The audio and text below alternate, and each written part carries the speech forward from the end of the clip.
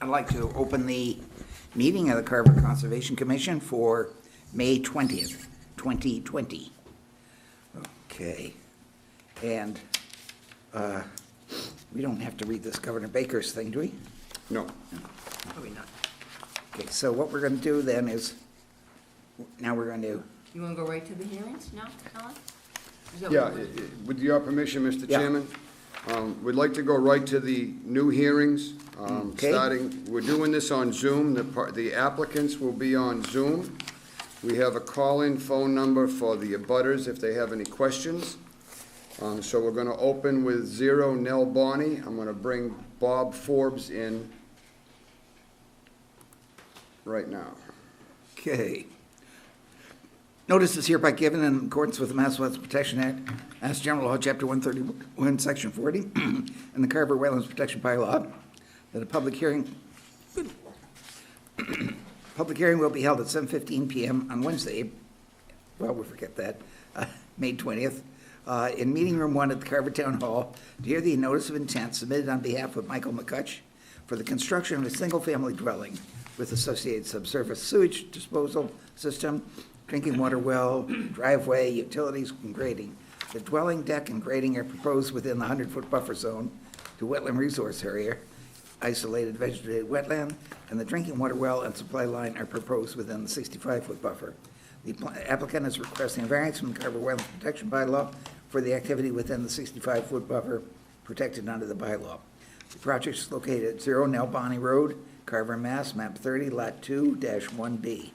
All interested parties are invited to attend. Okay. Are you there, Bob? Yes, I am. There we go. Can the Okay. audio pick this up Shoot. okay?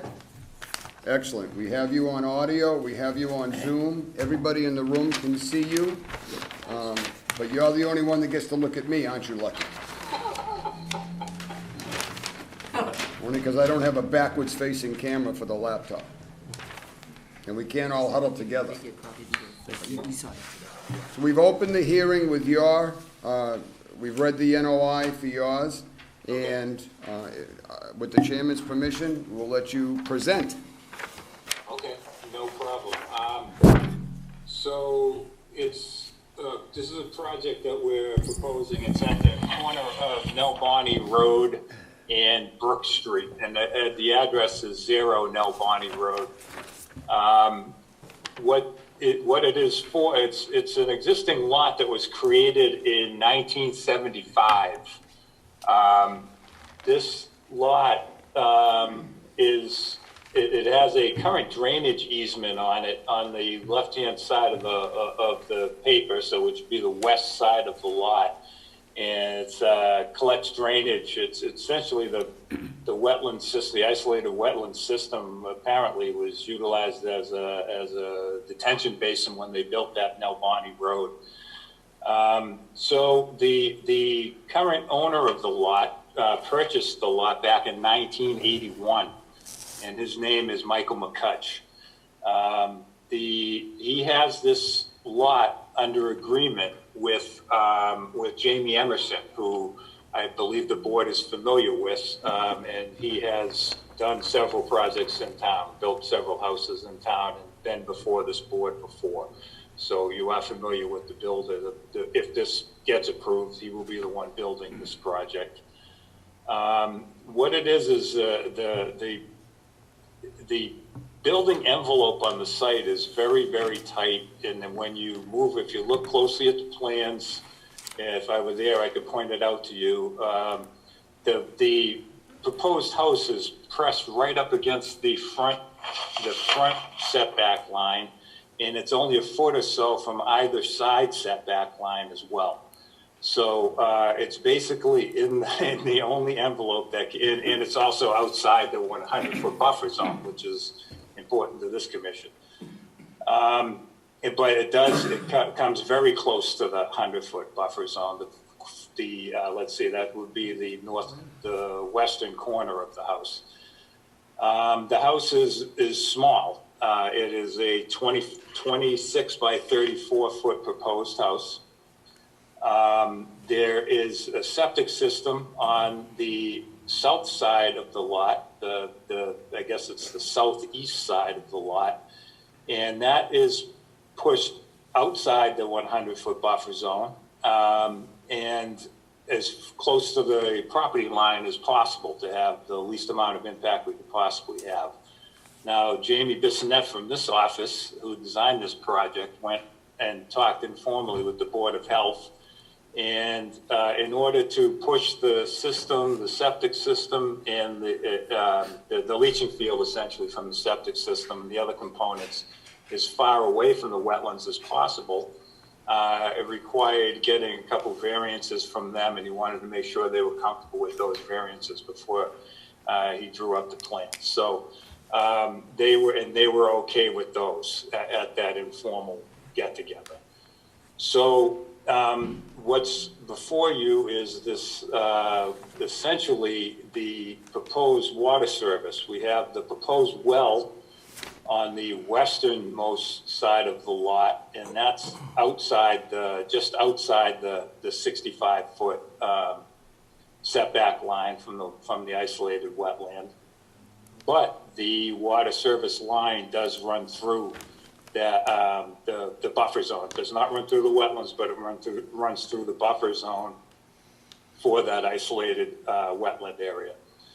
And in order to build the house just behind that back corner of the house that's close to the 65-foot setback, you'll see the erosion control fence, which appears to be just a few feet off inside the 65-foot no disturb zone. Let's see, looks like it's about 10 feet in that back corner. So there's a small section that would have to, some trees would have to come out within that 65-foot no disturb zone. So the bottom line is this gentleman, Mr. McCutch, who owns the lot, bought this property just about 40 years ago and was hoping that this would be part of his retirement. And now he's at that point where he'd like to sell this lot and have some money for retirement. And this is the least impact proposal that we could possibly come up with. So we've pushed everything as far away from the wetlands as possible and minimized the size of everything as best we could. So that's pretty much my presentation. I'd be happy to answer any questions if you have them. Thanks. No problem. Savory, have questions about? Well, we did a site visit today, and Hold on a second, Sebi. Can you hear him okay, Bob? I can. Not great, but I can hear him. okay. We did a site visit today, and actually, when we were out there, I remarked that the site reminded me of a house that Jamie Emerson built on Wenham Road. So we kind of laughed at that, and then here you are saying that Jamie's going to be building this one.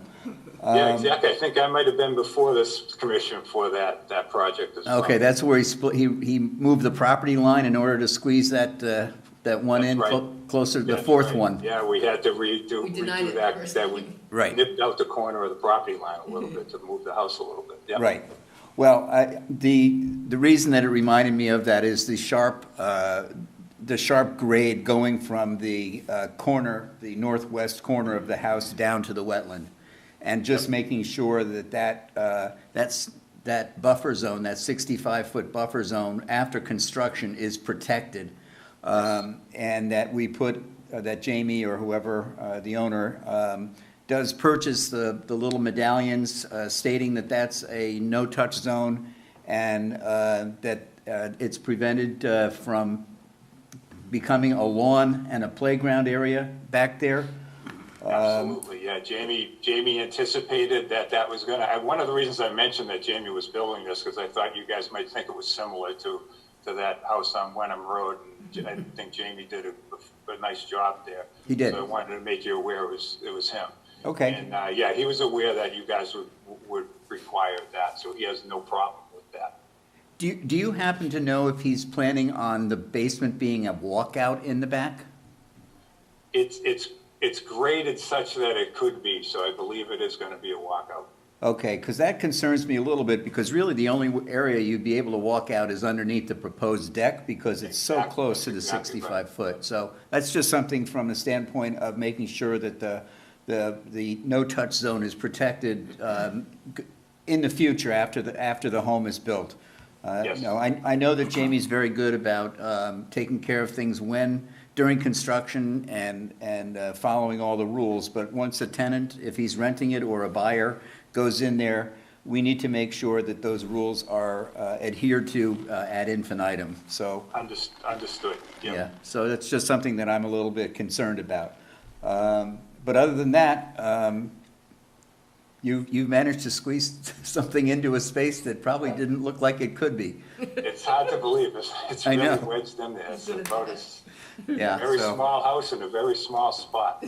yep, Oh, and one more thing I wanted to mention, I don't know if you noticed the boat, there's a dilapidated boat out there, that's gonna be removed, obviously. that's about where the well goes, right? Where the I'm sorry? boat, that's where the boat is where the well goes, approximately? Yeah, it's almost exactly, it's almost right in that spot, yep. Yep, okay. Oh, is that, oh, that's where the, oh, okay, yep. All right, that's the only thing that I wanted to say. I see you have, this is Jim Nowen, the chairman. I see that you have marked down that you're looking for a variance from 150 feet distance from the existing well across the street Correct. to 102.1 feet. I don't know, can we grant that, or is that? That's a Board of Health. Yeah, That's a right? Board of Health issue, and that's one of the issues that I mentioned earlier, that my coworker Jamie went before the Board of Health, because it essentially made the lot unbuildable if they weren't willing to consider that variance, and at least informally, they are willing to consider that. okay. So we would, if we do approve this, it would be approved on the condition that gets Yeah. done by the Board of Health. Absolutely, Yeah. yeah, understood, that's understood. Let's see, was there anything else we had in question? Yeah. Dan, you want to check with Dan, too? Dan, oh, yes, sorry. And Alan. So far away. Hi, sir. Dan Badger here. You had mentioned just a few minutes ago you were planning on doing some tree work beyond the 65-foot buffer. How far into the slope are you planning on? If you look at that, I'm not sure if you have the plan in front of you. I do. But you see the 65-foot buffer in red. 65-foot buffer in red, and you see where the back corner of the house essentially touches that. That northwest corner, yep. Then just inside that 65-foot buffer zone, you see the erosion control fence. Yep. So that would be the limit of work. So it's that space in between the 65-foot buffer zone line and the erosion control line. That would be the area. It almost looks like, I don't know how you would describe it, maybe like half of a football shape there, or half of a boat if you were looking at it from above. Yeah, no, it's pretty well demarcated. I can see the Yeah. sliver you're talking about there. Okay. Yeah. So you really So need it's to cut that, the it's that trees little to put the spot in erosion there. controls in. Yeah. So you need to cut the trees to put the erosion You controls. gotta speak up a little bit more. Oh, sorry. You gotta get in the Yeah. microphone.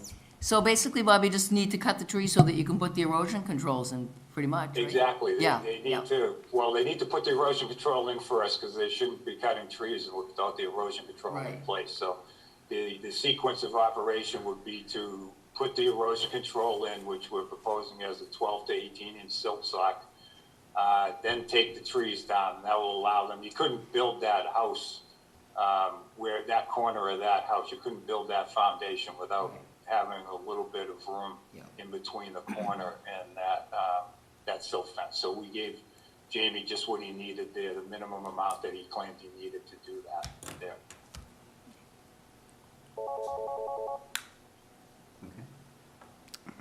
Okay. Well, let's see who this is. The butter. Hello. Good evening. Is this a conservation meeting? Yes, it is. Okay, my name is Larry Walsh. I'm here with my wife Noel, and we're butters to the property for the 715 Michael McCooch applicant. And we're just interested in listening to the meeting. Okay, well, we've kind of started it, but you're welcome to stay on the line and pick up the rest. Are you able to see this on television? No, we were told there wasn't going to be anything, so we're just on the phone, that's all. We're not live, Franny? Oh, sorry, we're not live. Right. Okay. I'd be happy to listen to whatever until the completion of it. Savory, you want to bring them up to date, or Jim? Basically, Mr. Walsh, we agreed Give a to, quick overview of what we're proposing? say again? Would you like me to give him a quick overview of what we're proposing? Yes? Can you hear Okay. him okay? Yes, I can hear. A quick overview would be terrific. Okay. Yeah. So what we're doing, Mr. McCutch is hoping to sell this lot to a developer named Jamie Emerson, who's done a lot of work in town. And they're proposing a single-family house. Small, it's very small. It's a 26-foot by 34-foot house. And it's in a building envelope that it just barely fits in that building envelope. So the reason we're in front of the Conservation Commission today is that we have some work proposed. We do have some isolated wetland area on site that was previously used as a detention basin for Nell Bonnie Road. And and it's currently used as that, I should say. But there is some work that has to be done within 100 feet of that wetland area. So as such, we had to come to this commission to get permission to do that, where they have jurisdiction over any of the work done within 100 feet of that wetland. So what we have proposed in that is we have a well, the proposed well for the house. We have the water line that will come from the well into the house. And then we have the house itself is 65 feet away. The well in the house is 65 feet away from the wetlands. The leaching field is 100 feet away from the wetlands. So that's outside the 100-foot buffer for the wetlands. So that's what we're asking the commission for permission today to do that, to build that house that's 65 feet away from the wetlands, putting in all the amenities, the grading that's required, and the water service line and the proposed well. Thank you for the update. No problem. Do you have any questions, sir? No, I don't know if there's anyone there who walked the property this morning. Yes, there. We're all here. We're, all of us who were there, all of us who met with you this morning are here. Great. Okay, so there's no need for me to repeat anything that I mentioned this morning, No. unless Well, asked. no, I think that perhaps you should bring up the situation that you spoke about with the two drains on either side of the street. Okay. Back in 1975, when we built our house, we were directly across the street from the property in question, and there were two drains, and they built the culvert into this wetland area that you're talking about. And the street pitches both from Brook and from the top of Nell Bonnie down to our house, and that drain is just off our driveway. And during the spring and the fall, when the leaves and pine needles come down, my wife and I have always, since we built the house, have cleaned those drains and kept them open, because there have been on occasion when it's frozen over that water makes a skating rink, and it is extremely dangerous at the end of our driveway, not only for us, but anyone that's using Nell Bonnie who lives here or delivers, etc. So our concern was to ensure that that drainage area remains the same. Absolutely. That one of the important purposes that this board serves is so that you don't fill in wetland areas that are servicing, that serve the function of being retainage areas for drainage, either natural or man-made. So absolutely, that will not be touched in any way. Great, It's gonna thank you. remain exactly as it is. Yep. Excellent. We appreciate the considerations. No problem. Is that,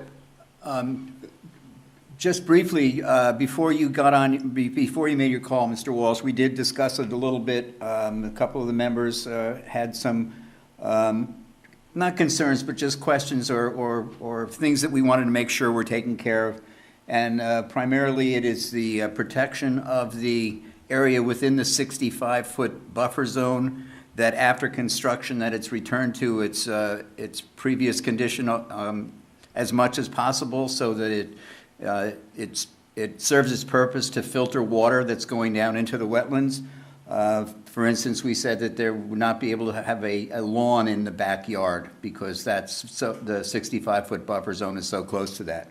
There's a possibility that they would have a walkout basement, but there's not a lot of room back there for them to walk out and enjoy perhaps the yard or anything. So those are things that we wanted to bring up to the builders and the owners.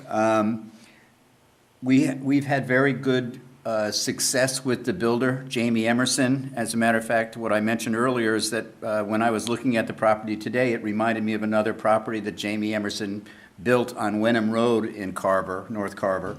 And he did a very good job and adhered to all of the guidelines that we gave him. And this is a very similar lot, and with the very similar situation of trying to squeeze a house into a small space that's on a slope leading down to a wetland. So hearing that Jamie is the builder for this house makes me feel a little bit more confident than if it was somebody that I didn't know. So from that standpoint, I'm pretty happy about it. And there's just one thing I want to add for the record, that I want this to be known that we're, if we in fact allow this house to be built, and most of it, if not all of it, is within 100 feet, where we do have to give our permission, we don't have to give a variance, but we do have to give our permission, that if we end up doing that the reason would be that this would be a case of sort of a hardship. There is no other alternative to build on this property. The wetland area and the buffer zones take up almost, I would say, 80% of the lot. So this is the only place they could put this house. So I just wanted on the record that if we do in fact approve this plan, that it is under a hardship. Yeah, we put that on the Wenham, we put that in the order on the Wenham Road. Right, yeah, I just want to make sure. I knew that we did, but I Yeah. want to make sure it's Yeah. in the record. That's good. Anybody else? No? Okay, at this point, let's move to close the hearing. I make a motion that we Hold- close. hold- Oh, Sorry. Mr. Walsh, Yes? I think we're about to close the hearing. Are you all set with everything now? Yes, sir, we are. You had no more questions? No, we're good, and we appreciate the board taking time to listen to us. No, not at all. We just didn't want to close the hearing and then you'd have something to input and we've closed the hearing. I didn't want to jump you that way, so. Again, thank you very much for the consideration. No, we're good. Are we Okay. the only abutters that called? You're it. That's it? Wow. You're it. It's like dial a friend. Well, we've made some new friends today, We so just need that's somebody to great. talk to. Thank you very much. Again, thank you. Take care. Okay. Bye-bye. Stay safe. Bye. Yep, bye. all right, I'll make a motion that we close the hearing on 0 Nelbani, NOI DEP SE 126-597. I'll second that.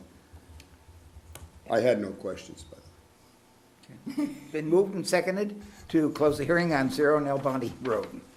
All those in favor, please say aye. All right. Aye. Any opposed? Pass 4-0. You may sign. Does everybody have their own things? Do you want to make a motion to approve it? Yes. Oh, and the variance too, you have to issue. Oh, no. There's no Yes. variance. Yes, Well, there A is. little bit of the well line. There's the variance on the well. Oh, there the is well a line. variance. Yeah, some of the well line. Yeah. So I will, I'll make a motion that we approve the variance for the water line, the proposed water service that goes through the 65-foot buffer for 0 Nelbani.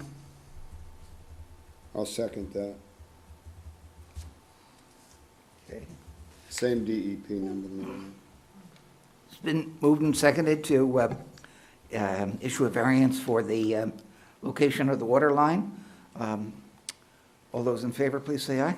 Aye? Aye? Any opposed? No? Pass unanimous? No, Mr. Chairman, it's passed 3-1. 3-1, okay. Oh, Dan said no, I'm Mr. sorry. Badger's against. It's true, okay. So that's okay, then pass 3-1. Okay. Now, Bob, I think you're all set. Okay, thank you very much. I appreciate your time. No, not at all. Have a great night. Same to you. Thank you. Bob. Dan, I didn't realize you had an objection to it. Well, I don't have a problem with them doing some tree work and excavation inside the 65, but any other activity over there, I felt like wasn't supposed to happen. Well, it's only the water line. They gotta Yeah. put a water line in. Do you wanna bring Steve in now, from Andrews Point? That's the next one on the list, Yeah. and this is there's Sarah's here now and Jay Peters. Okay, yeah. So- Do we have to approve the NOI also with conditions? Oh, the order of conditions? Yeah. Yeah. We approved the variance, but I mean, we Right. also gave them permission on the 100-foot, putting the house there. Right. So don't we have to approve an NOI? Yes, probably. Do we do that separately usually? But if you Yes. if you vote on that, you're basically, when you're voting to issue the order. Right, if you're issuing the variance, then we don't need to vote on the And you got the NOI. That's variance with the order. considered- We do. The variance goes with the order, so. Right. Yeah. Yeah, but we announced it as a vote on the variance, not as a vote on the order conditions, so Oh, whoops. All right, so we should have a vote for. Okay. I'll make a motion that we approve the NOI for DEP SE 126-597, Second. Okay. Been Based on moved the and seconded to, based on the conditions set forth by the agent. Yeah. been moved and seconded to issue a, notice, what is it? NOI. NOI for the Nell Bonnie, Zero Nell Bonnie. All those in favor, please say aye. Aye. Aye. Any opposed? Passed 4-0. And we'll put similar conditions that we put on the. Yeah, the little when- signpost, yeah, Post, and, because yeah, you guys like those. yeah. I'm gonna bring Steve in for 4 Andrews Point. Hold on before you announce it, Mr. Chairman, because when he comes in, he's gotta get hooked up. Yeah, okay. Let's see, well, I can't really announce it yet. And Steve is Andrews Point Road? Yeah. Gutkowski, yeah. Web, he's from Web. Yep. I gave you the plans and that. Hi, Steve. He's still connecting to audio, so he can't hear us yet.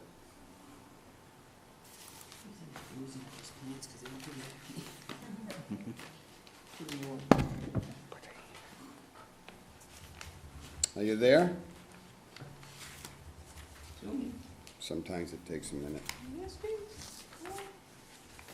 Hello, Steve.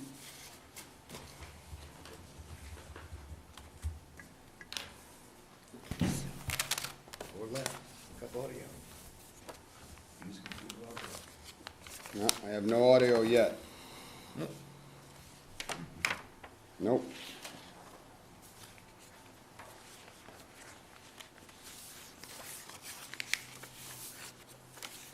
I don't have him muted. All right, is that There better? he is, there he is. Okay. All right, we're just about to call your case, but I wanted to ask the chairman to wait until we had you hooked up with audio and you had everything you needed. Now we can call your Andrews Point, right? That's right, yep. Okay.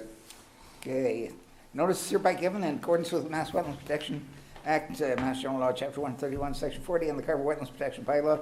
The public hearing will be held at 7:30 PM on Wednesday, May 20th, 2020, Meeting Room 1 at Carver Town Hall. To hear the notice of intent submitted on behalf of Robert Andrews for the raising of an existing porch to be replaced with an addition in the same footprint, replacement of a cobble walkway, enlargement of the patio, both to be replaced, constructed with new pavers. Proposed work will occur within the 65 and 100-foot buffer zones, the wetland resource area, inland bank associated with Sampson's Pond. A variance from the Carver Wetlands Protection Bylaw is required for the activities within the 65-foot buffer protected under the bylaw. Project located at 4 Andrews Point Road, Carver, map 1, lot 15-0-R. All interested parties are invited to attend. Steve, I don't know if you heard everything, but we just read the NOI, so that's it, so. Yeah, I heard the public hearing notification, sure. Okay, your turn. Okay, well, for the record, my name is Steve Katowski. I work for Webby Engineering. I'm here to present the application for Mr. Robert Andrews. And as was stated in the public hearing record, he is the owner of number 4, Andrews Point Road, which is just on the shore of Sampson's Pond. And Andrews has 2 things that he would like to do. I'll go over the first one, which is on the left side of his house. It would be the west side of his house. He would like to remove, there's an enclosed porch that was constructed back in the 80s. It does have like a screened-in sides and everything, and he wants to remove that and rebuild in the same footprint an actual addition to the property, an addition onto the building. And so that was the first activity that we are proposing. Since that was sort of the first thing he wanted to do, he figured that he would also try to include in his application some landscaping that he was thinking of doing. The resource area that we had delineated is the top of the inlet bank, which is shown. We did that by survey. Wetlands, top of inland banks number 1 through 7. And there isn't a vegetated buffer. It basically is one of those typical homes that has a lawn for the most part all the way down to where he has a retaining wall that's actually existing, and that was where we located is the first observable bank back from the edge of the pond. And there is a beach that we're showing on the plan too. So we identified that as the resource area, and currently behind the house, between the top of the inlet bank and the back of the house, he has an existing brick patio. So that's your typical masonry bricks that were laid down there. What he wants to do is to remove those bricks and to install pavers, which in his in that location, he is looking to expand a little bit, just the shape of what's already there. You can see is kind of, it's not in a hatched area. On the plan, we've hatched the area that is sort of the expansion of the patio area. And these pavers will be what we typically use in sort of mitigation and stormwater projects. They are classified as pervious, so that water can drain between them. And they are kind of an improvement over the bricks that are already there that are impervious, that don't allow any water to be absorbed or within the crevices. So that's where the expansion is, and he already has a cobble walkway. Basically, it's stones and things of that nature that go down towards his beach. And just to keep everything in a monolithic appearance, so that it matches the patio that he's proposing, he would like to include the pavers within that section. So again, he's working within the confines of what's already there, what's already been disturbed, and what's already been improved upon, and just wants to have sort of the same the same appearance as the patio that he would like to have in the back. So those would be the same pavers as well. And what we've done is we've incorporated within the patio area. Now, all of this work will be done by hand. He's not going to be incorporating any heavy machinery or anything like that. The porch that he's going to be constructing that is on the same footprint and footings that are already there. So he's basically removing the structure and replacing it with a new structure. The work that's going to be done in the back with the patio is all that will be removed by hand, and then just kind of etched in to where the lawn area is, where the expansion is going to be for that little area that's expanded from the original patio. And then none of the area will be increased within the walkway, the cobble walkway down. So again, he's going to be working within the same area that's already there. So he's trying to keep everything to a minimal, understanding that, you folks have a 65-foot off of the resource area, no disturb area, which I've highlighted on the plan. If you look at it, it does kind of go through about 3/4 of the house. And then I did show the 100-foot setback line just beyond that. And as you can see, all of the work is within the 100-foot setback. So what we're using to define the limited work and to, minimize any potential erosion or anything like that during construction is your typical silt fence, which we've shown on the plan as being starting at the edge of his shed, kind of wrapping around the limits of the patio area. Again, the area that has the cobble walkway, we didn't include that because there's not going to be any actual digging in that area. And even though all the digging will be by hand, we still felt just to make things a little bit safer and to define that limit of work, we would show the silt fence starting at the shed, wrapping around that area and then extending beyond the house to give them a little bit of access to do the construction. And again, to running it right along the edge of the existing tree line, so there aren't any trees or any vegetation that's going to be cut. The area that all this is being done in is all lawn area anyway, so there's no plans for any removing of any vegetation other than a little bit of grass lawn area that's already there. So that's what my client is proposing to do, and I'll take any questions if you have any.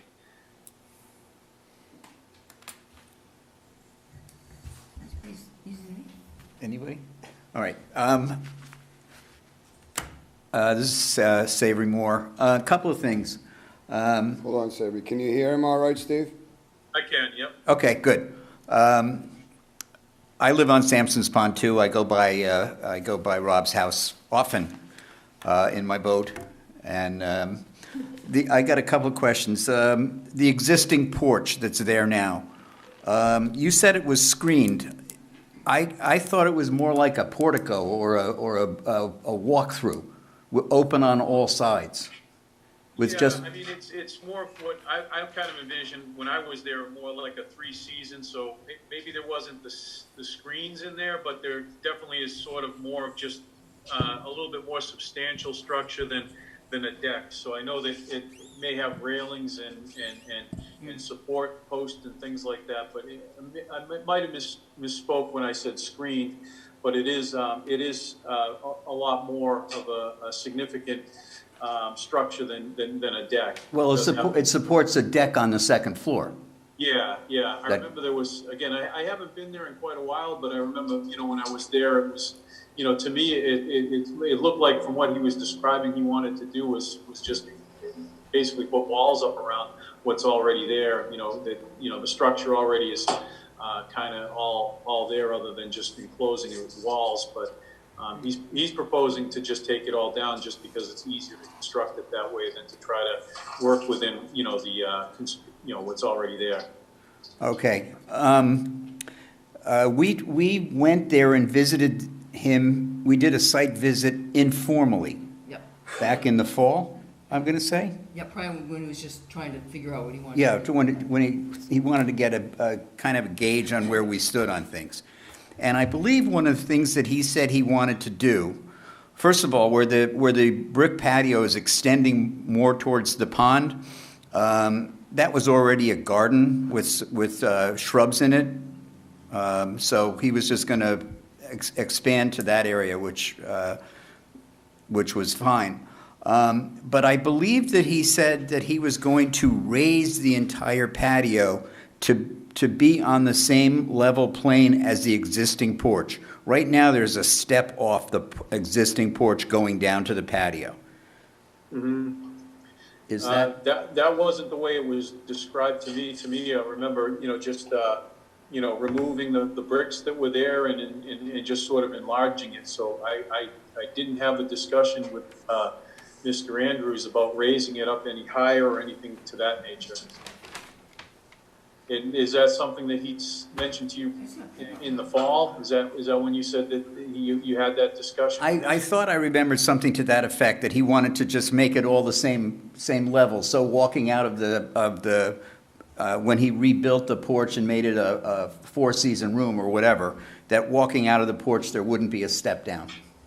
Okay, yeah, it might have been that he reconsidered that after the discussion that you had, because like I said, we had talked about a few things. I kind of let him know what my thoughts were as far as what you guys may accept as far as that goes. And I think I mentioned to him that, any additional filling, grading, machinery, anything like that that might, be more of on, a larger construction project rather than just simple a homeowner kind of project, where he's out there just, enlarging.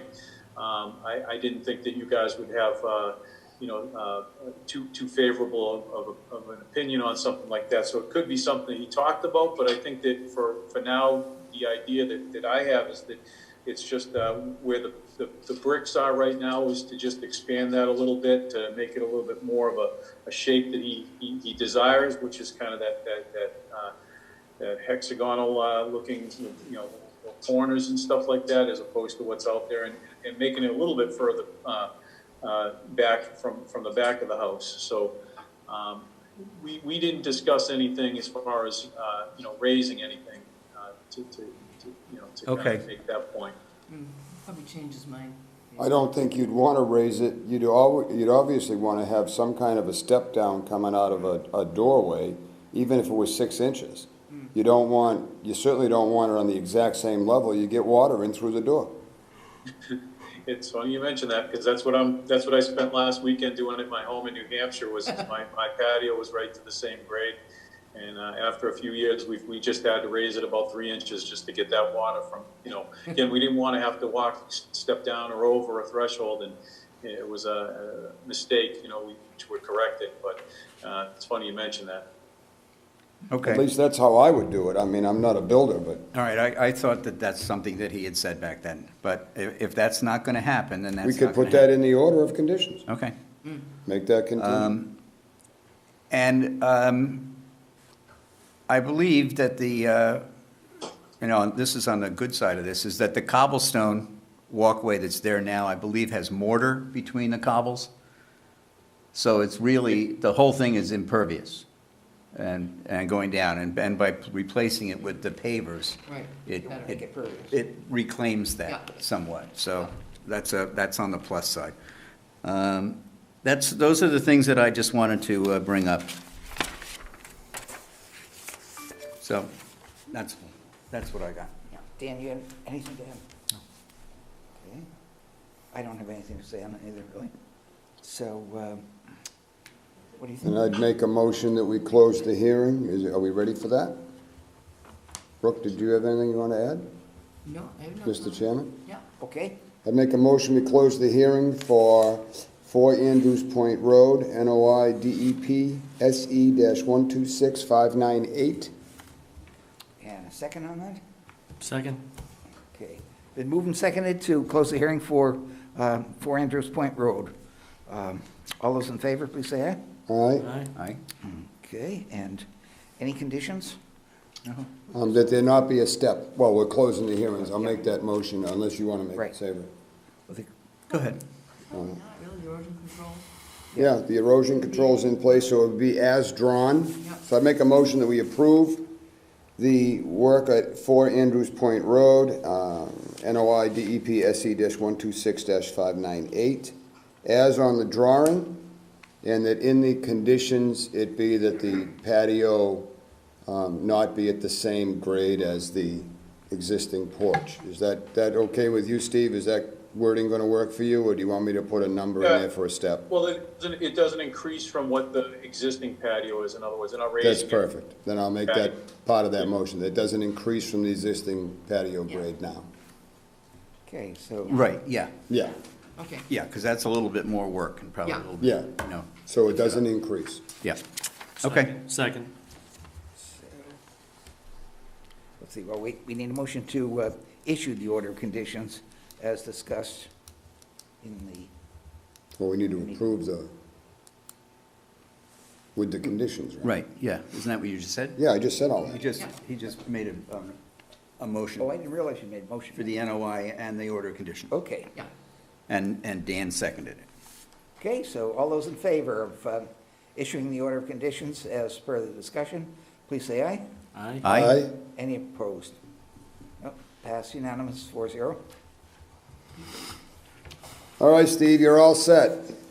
Thank you, guys. Thank you, everybody. Everybody stay safe. Isn't this a great way to do business now? I absolutely hate it. Yeah. Thank you, Steve. I guess it's better than no business. Better than no business, let's put it that way. All right, thanks. Thanks again. You can log out. Okay, good night. Thank you. Bye. All right. So All we're on right, to- so let's go back here. Steve is out.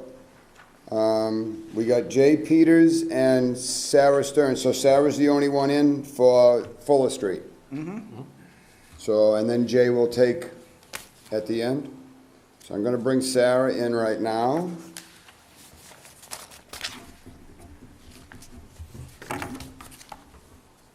Give her a second Shape up. to get on. She's muted and there she is. I'm here. There she is. Hello. Hello. Sarah, can you hear me okay? Yes, perfectly. How about me? Oh, yeah, you're doing fine. All right, great. I'm gonna stick you on speaker view and we get to look at you. All right, now the chairman can read about 0 Fuller Street. He'll make the announcement.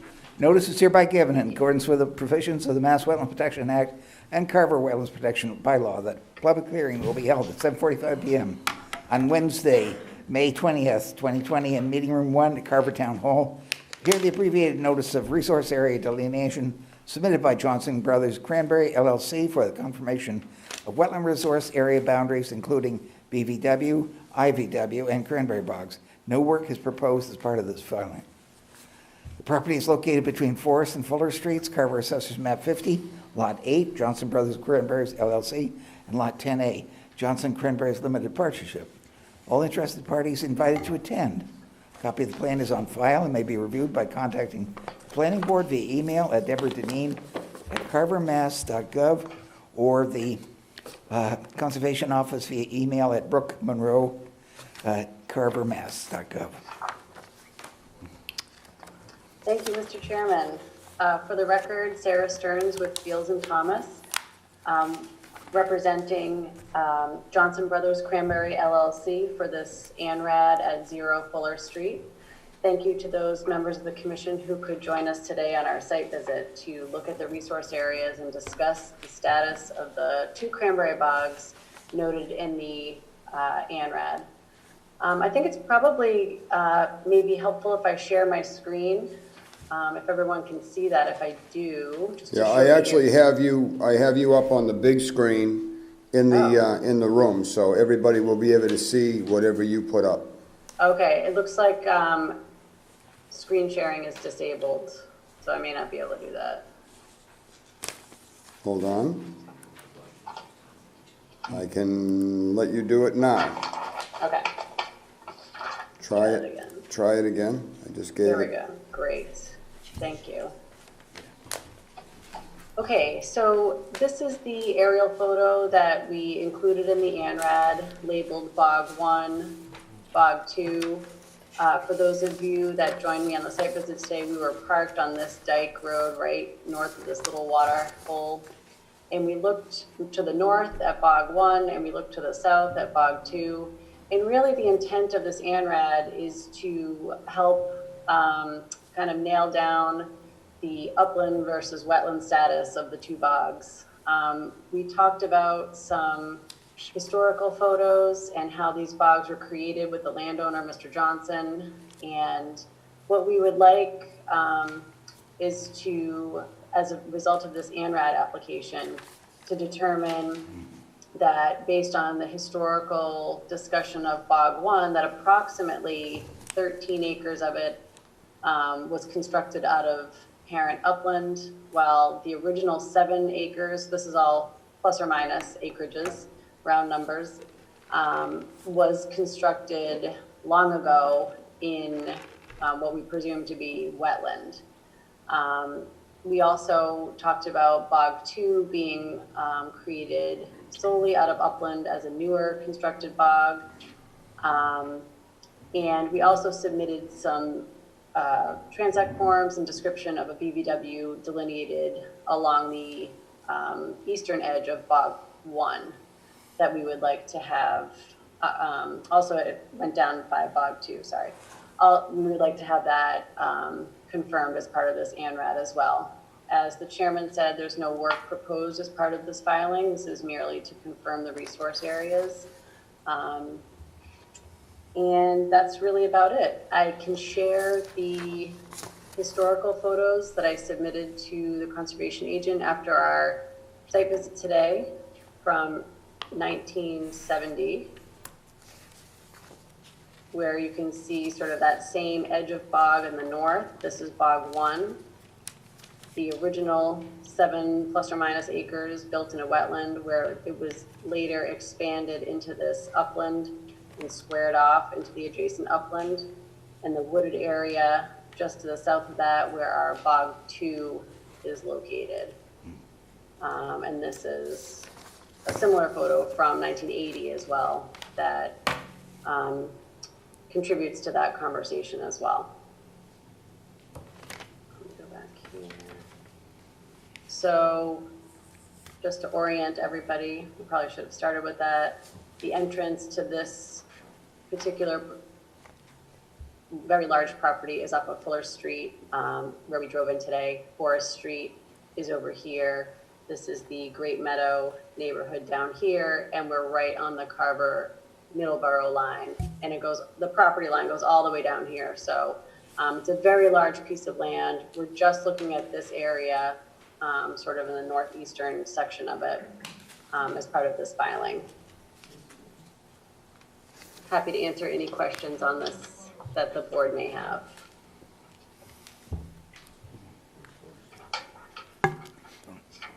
At this time, I don't have any questions on it. Sarah? Anybody else? Dan, at the moment?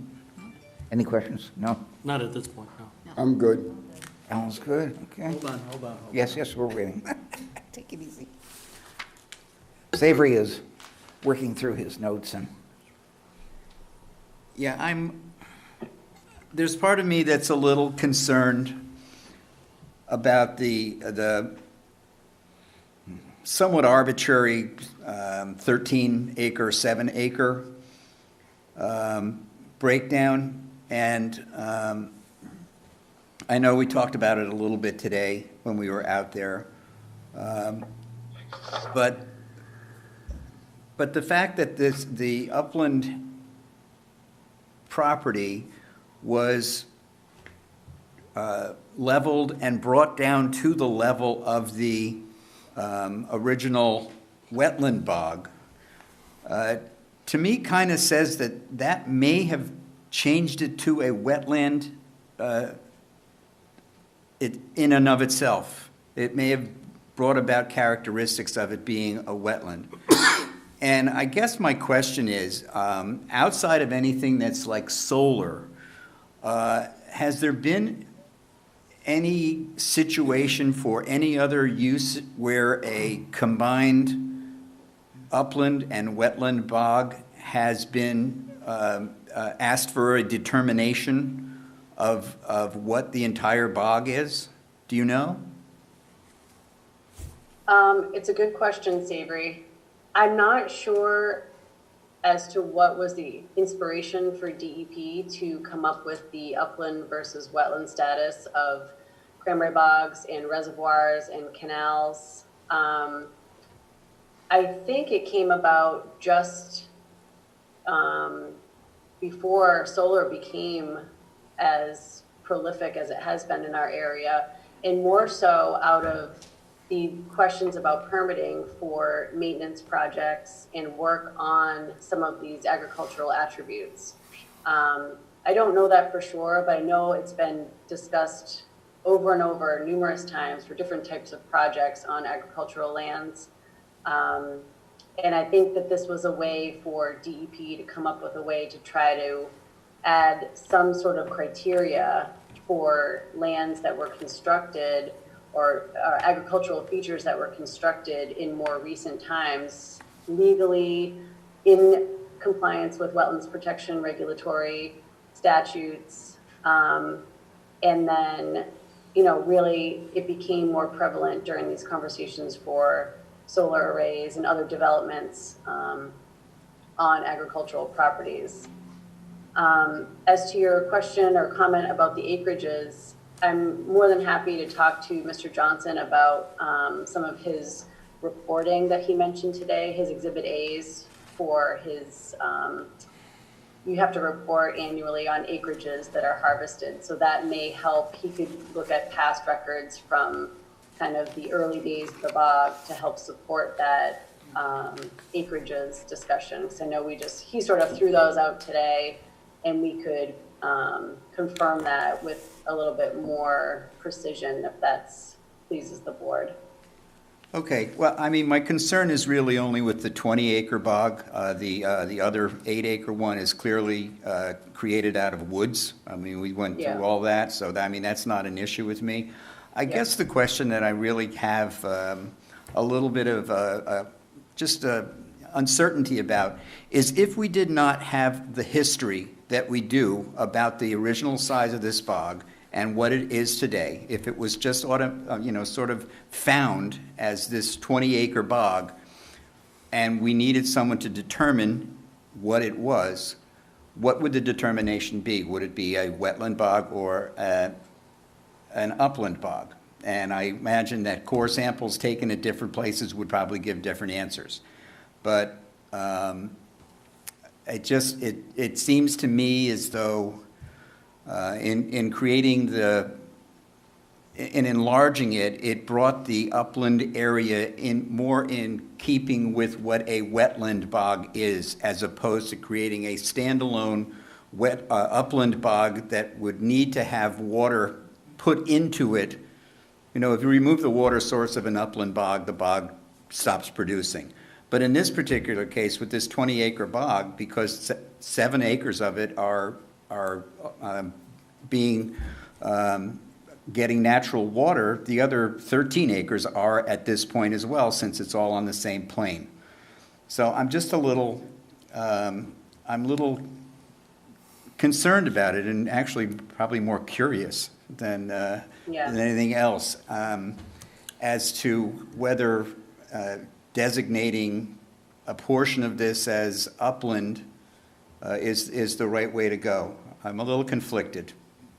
I understand, and I think when we first started talking about this, just the phrase upland bog or upland reservoir is a little bit nonsensical, to be perfectly honest. So I hear what you're saying, and I think just in general, every bog is different, and I think the underlying hydrology is different everywhere. On our own property, we have a bog that we constructed in my lifetime that would not hold a drop of water if we turned our irrigation off. I mean, it's a true bog built in sand, straight upland. The one directly next to it is sort of a amalgam of the two, and part of it never drains and part of it drains really well. So I think it's honestly more like semantics than anything, and just because this is the way that DEP has found to help regulate these resource areas, understanding that all of them are being forced into a wetland growing habitat by some degree of manipulating the hydrology. So I think you're right in that this bog functions more like a natural wetland, or at least a large part of it, and doesn't require quite the forceful hydrology manipulation that other true upland bogs may require. But I think it's really more just how we classify it to fit the regulations and determine what can be done out there. And in terms of a solar project, which we've all become very familiar with, adding that to this type of landscape doesn't necessarily impact it in terms of, it's very dissimilar to filling a BBW, let's say.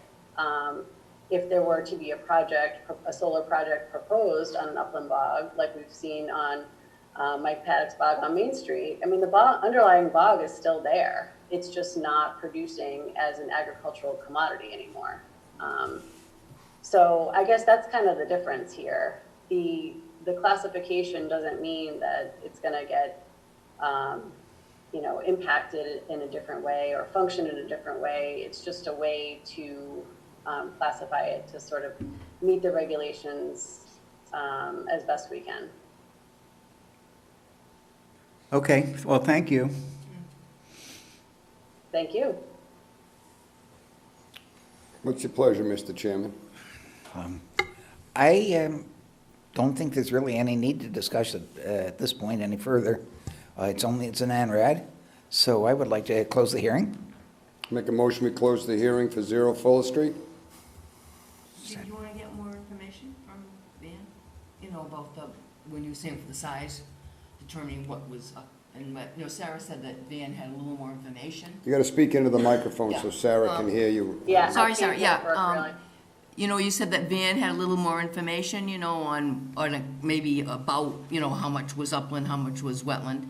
I didn't know if Yes. Savory wanted to see that, it might help a little bit, just so we could, then we could clarify that in the ANRAD. I don't know, do Yep. you need that, or? I don't know, I'm wondering also, I mean, there were some things that were mentioned today when we were on the site visit about, letting a portion of it Yep. be reclaimed as a Yep. wetland, a natural wetland. Yep. And now, would that be part of what we grant tonight? Probably or would that be in a not, second? Sarah, right? I mean, that would be part of a project, in other words, if you, it Yeah, would be part of your proposal for the solar, I guess. or whatever. Yeah, because we're really just trying to nail down the wetland line and the classification of the resource areas Right. tonight. If and when we decide to propose a project, I think that would certainly be Yeah. part of a notice of intent, and we could discuss that in terms Yeah. of conditions, when we actually have something on the table as a proposed project, if we decide to go that way. Yeah, yeah, so that would be part of Yeah, that would, project. I would think that would be the best way to handle it. Yeah, Mr. Chair, if I may, this is Dan Badger here, hi. I would just ask that before we, when a project presentation does come up, I'm sure in between now and then we'll get a little bit more feedback from DEP as to what we're actually looking at from their perspective, because it's really their guidance that we would base our decisions off of, so. And DEP will see this decision, and Yes. they'll say, I'm oh, sure we'll be hearing from them. yeah. And yeah, they would get copied on the Right. notice of intent and have the opportunity to comment on that as well. Okay. Yeah. So what are our options as making the decision? What, Well, we would be confirming, the bog 2 was an upland bog, right? and we would be confirming that bog, 13 acres of bog 1 is upland, or approximately, and then 7 is wetland. And then we'd be confirming the edge of that other wetland. The natural wetland that was adjacent to the, Right. yeah. Okay. And then did you want to you wanted to eliminate the isolated one too, right? Yeah, I think it probably makes sense in this filing that we confirm the BBW and the status of the bogs. Yeah, yeah. If that pleases the commission.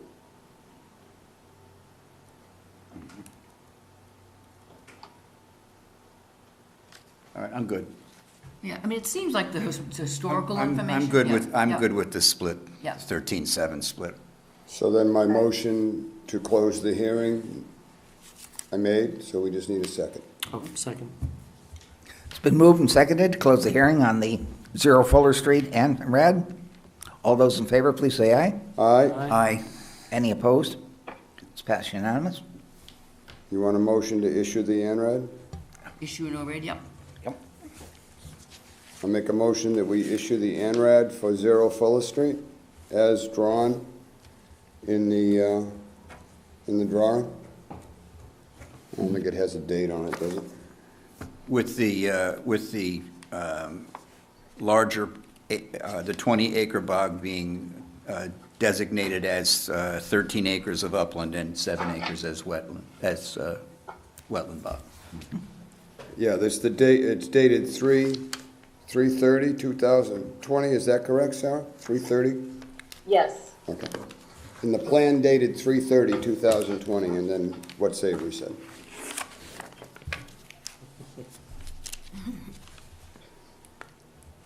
Okay.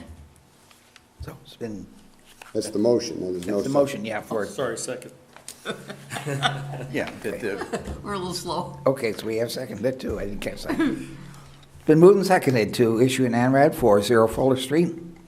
All those in favor, please say aye. All right, Aye. Any opposed? Pass unanimous. I guess we're good, Sarah. okay. Thank you, so Sarah. much, everybody. Thanks, have a great night. Thank you, you too. You can back out, and then I'll bring the next one in, lucky All person. right. Take care. Thank you. Thank you. Bye.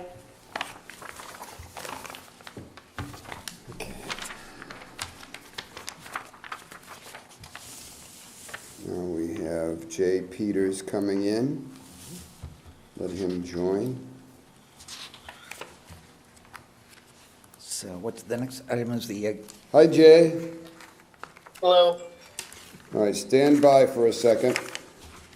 Okay.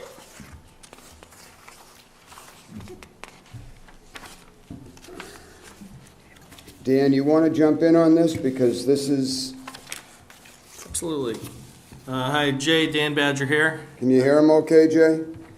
Yes. You're going to be staring at me, but everybody else is in the room. There's a big screen on the back wall. We can all see you in your Class A uniform. Thank you.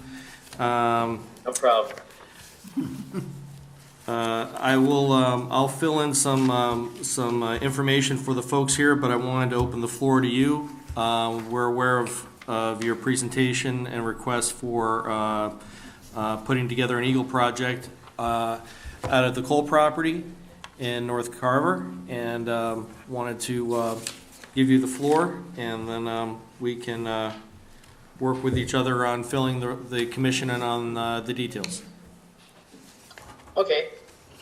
So the floor is yours, Jay. You can go ahead and just present. All right. So my Eagle project that I'm proposing is replacing the bridge that had collapsed on the Orange Trail at the Cole property. The trail is kind of like a circular trail, so it prevents the trail from being used all the way around, because there's no way to really get across other than like trying to jump over the existing water that's there. So I thought that it would be a good idea to rebuild a bridge there that way, that it would be more accessible for people to use the trails, and it could attract people to walk there, and then like the Boy Scouts could help maintain it and everything, and it would be a good walking trail, a good hike, and it would be a benefit to the community. What are you going to build it out of? It's going to be mainly built out of pressure-treated wood. That way it'll last longer than just using, like logs and stuff like that. It says here you're going to ask for donations. Yes, I think that's a for great the idea. lumber from some local contractors, and there's hardware stores like Lowe's and Home Depot as well. I think it's a great idea. I think it's a great idea. Sure is. What are you going to do with the old stuff? The old stuff, I think it's mainly tree wood and stuff like that. So I think most of it can either be disposed of. My dad owns a dumpster company, so we could bring it to a compost facility. If it's natural wood, you can leave it off to the side and let it go right back to nature. Yeah, I think it's mostly logs and things. There you You go. know, That's if it's just logs and stuff, Yeah. if it's not PT, I just Yeah. leave it on site and I think it let is, it, I remember, yeah, I think it let was. it go back to the earth. right. There's a bunch of logs and stuff. Yeah, I think part of the intent before construction happens, we're gonna kind of muck in there and pull out what's in the way to clear out, because there's a distinct waterway underneath there, and we want to be able to get that debris out of there and off to the side, and stuff that's natural we can let rot off to the side, but if we find boards, if they're kiln dried, then we can leave them, but if they're pressure treated in any way, then they Right, would they be gotta taken go. out of there. You going in there with any equipment? Or are you gonna drag all this stuff in on horseback? How are you gonna do this? You go ahead, Jay, I know you know the answer to this. Okay. So the plan is to not use any motorized vehicles or anything like that because Silly boy. you know there's signs all over the place Youth. for no motorized vehicles, and it's best not to, especially since it's an Eagle project. So we had a plan to kind of use canoe dollies as a way of like makeshift ones to bring the stuff in to the site. I'd be in there with, never mind. Youth, God bless you. Well, now to his point, nothing motorized is allowed out there, and so adhering to those rules, I applaud his intent, and of course that'll involve quite a few volunteer helpers, which he's already started to procure. The materials list has been calculated and figured out, so he's got an idea of how much money is required to get the materials, and I believe you've been in contact with some contractors already, if I'm correct. And if you'll, the location is actually, there's a photograph to show what the bridge looked like. I guess this is about 4 or 5 pages in. You can see that the bridge, Has had it. yeah, this picture was taken in the winter. And the proposed design that's going in is actually going to be substantially beefier than the one you see presently, so that it can take not just people walking across, but take rougher use like mountain bikes and strollers and things like that, rather than just. I think the idea is to get a good 15 to 20 years out of this next bridge, if not longer. So, How long is the span?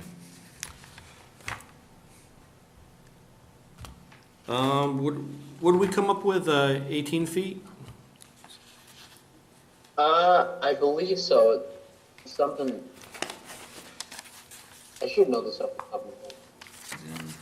The total length of the bridge is 18 feet, but actually what's being supported is more 14 to 15 feet. Is it just going to be supported by the banks on either side? No, they're going to be pressure-treated sandwich beams that are put together to bookend both ends of the bridge, so it would actually be off of the ground itself, but staked in place. Okay. But there's just going to be one center span. Yes. There won't be anything going. Right. On this particular, the picture of the older bridge, you'll see two main beams going, poles going across. Jay's design will have actually a center, and each will be 12. What would we say? 10 inch by 8 inch. Once we sandwich each beam together of 2 by 8s.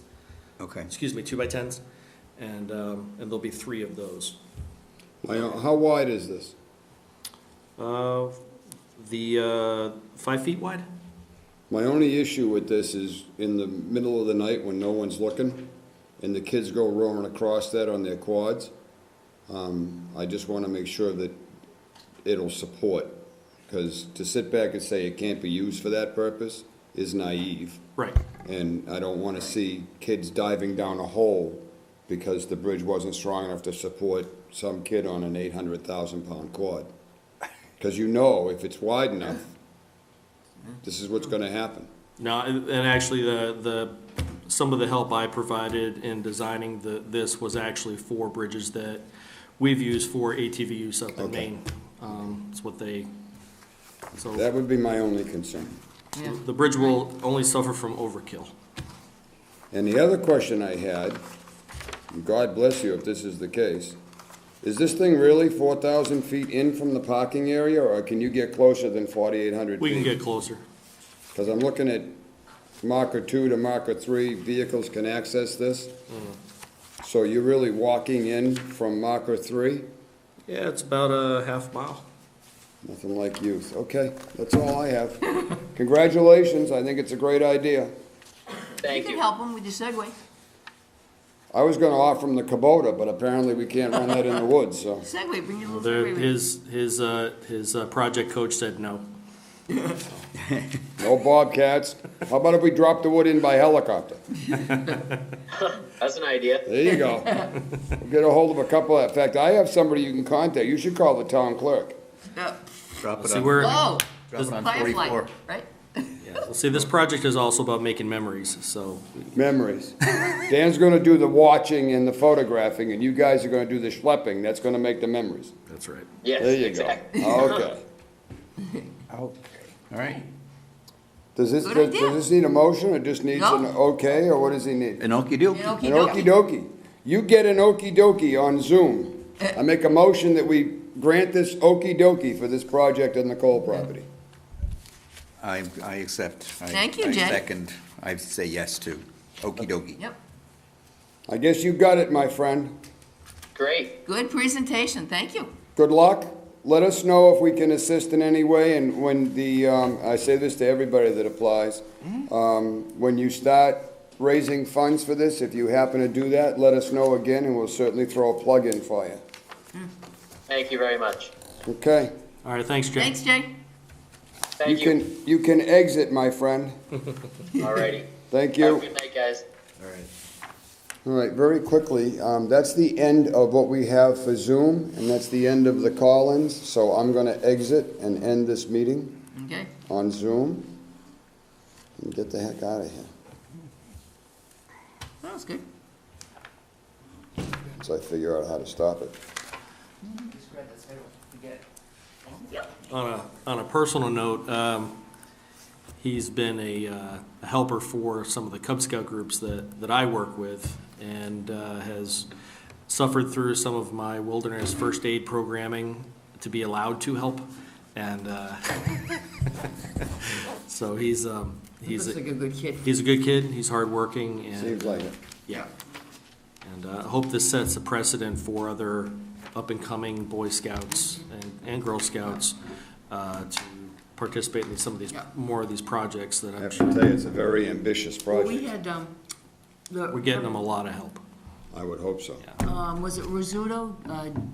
The Rizzuto boy, yeah. Kyle. He was very good. He came in and did a nice presentation for his project. He's a good kid.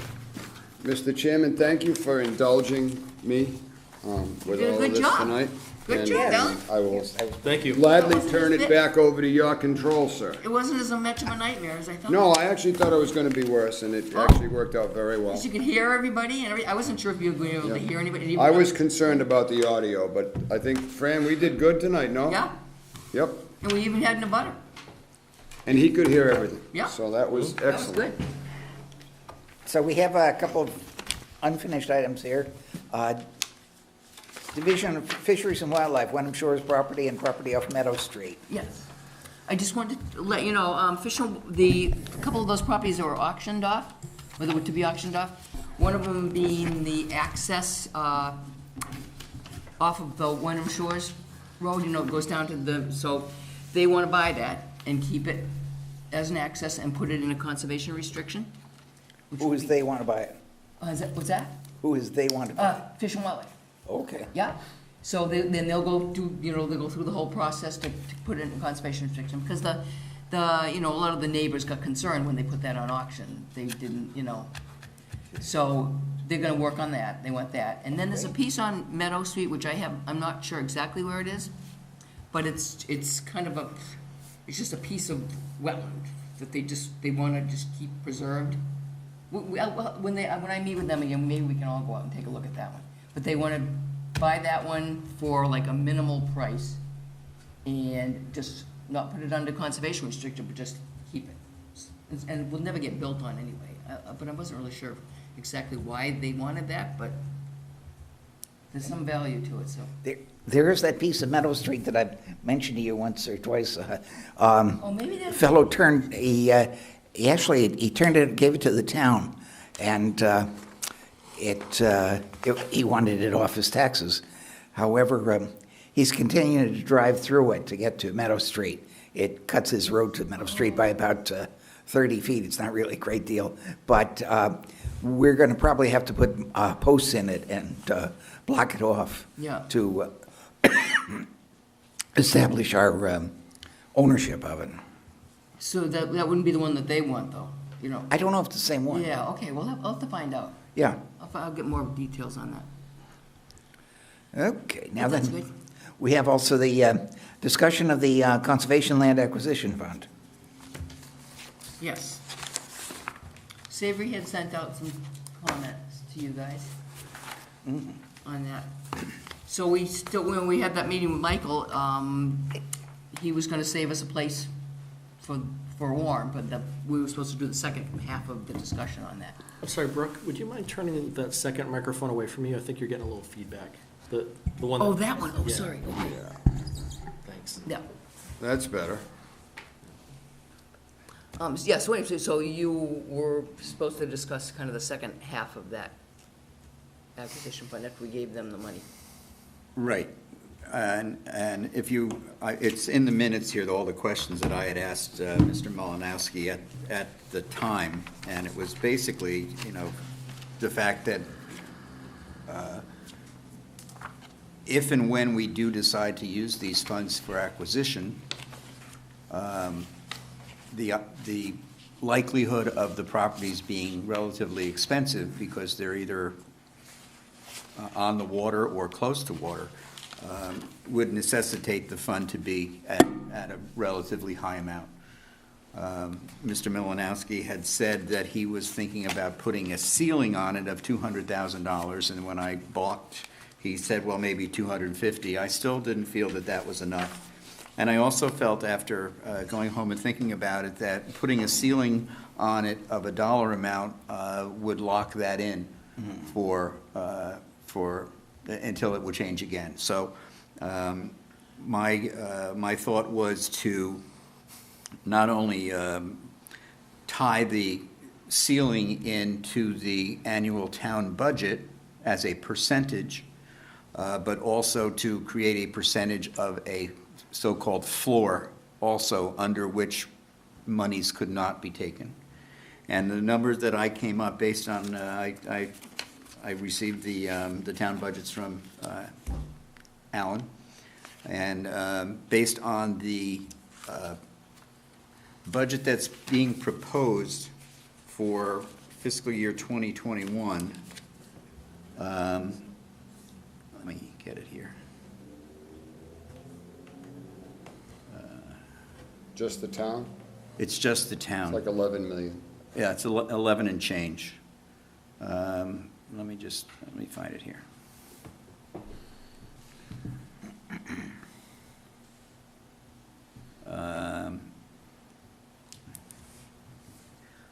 $11,594,000. Yep. So if we were to set a cap for the conservation fund equal to 5% of the town budget, this would set the cap right now, based on next year's budget, at $579,000, almost $578,000.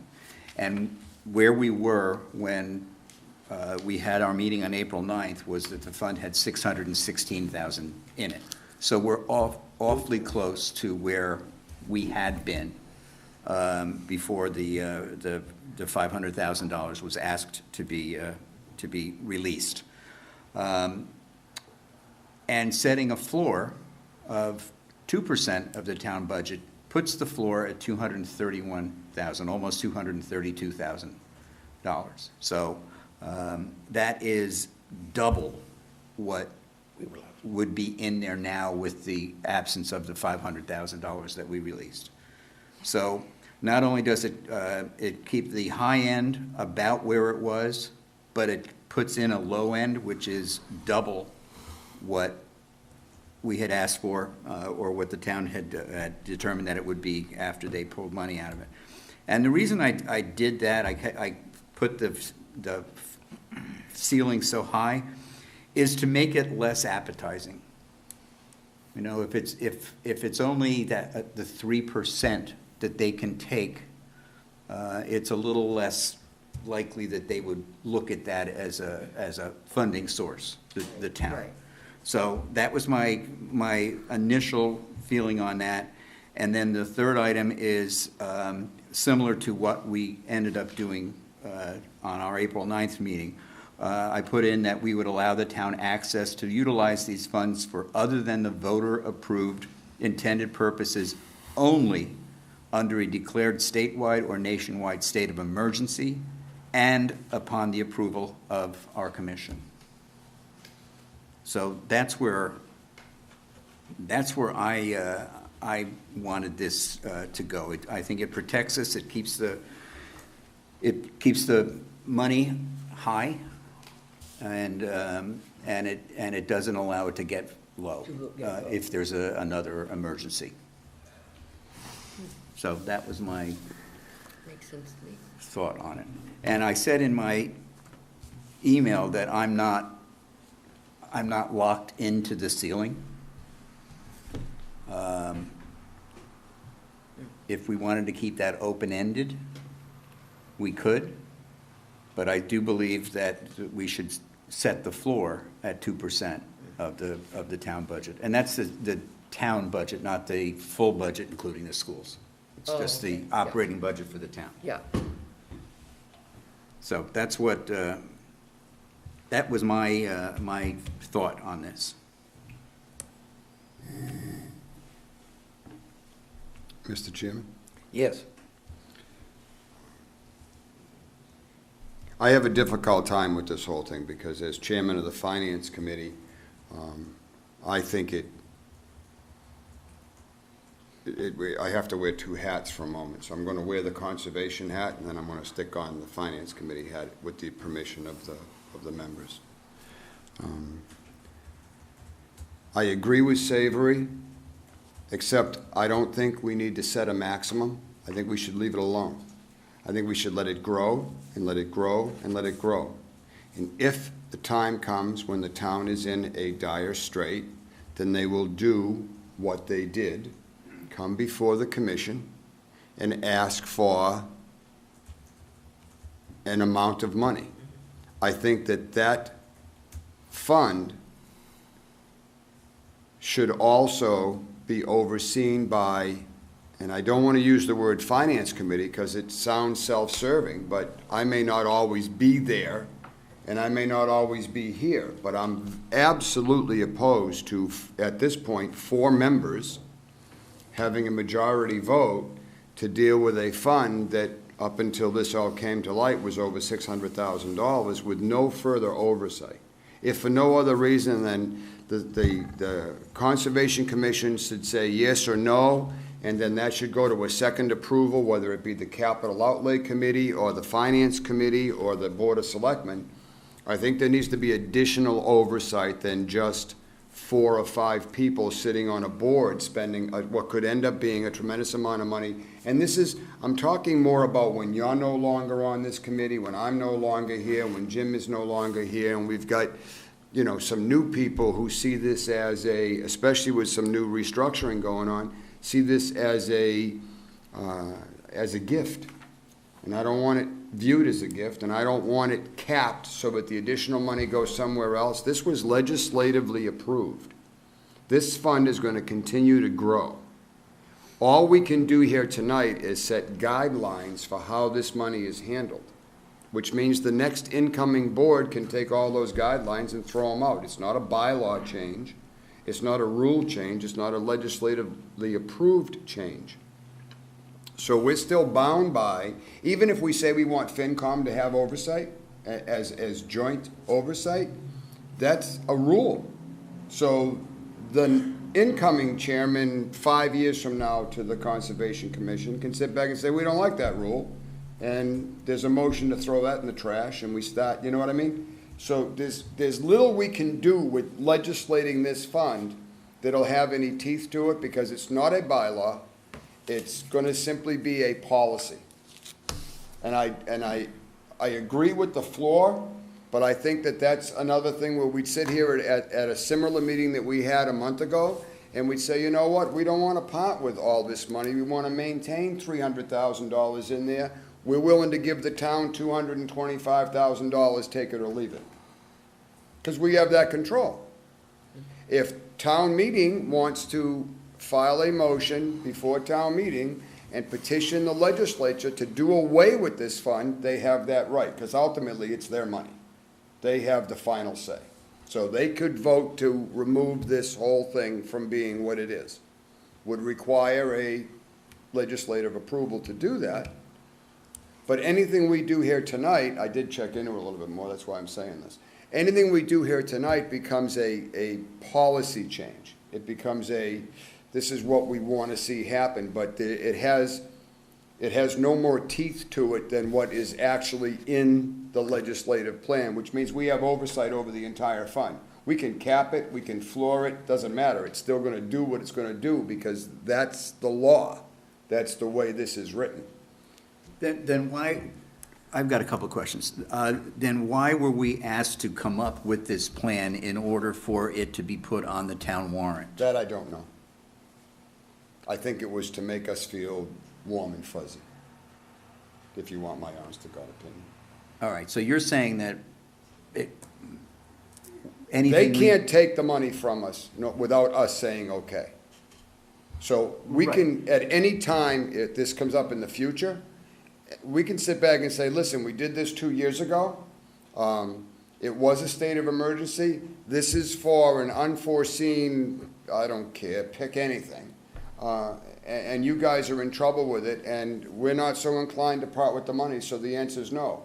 Now, if we were to say no, they could call a special town meeting, and obviously the voters in the town of Carver have the right to do the overrides and stuff like that, and I believe, I could be wrong, but I believe they can take the money out of the account and supersede the Conservation Commission.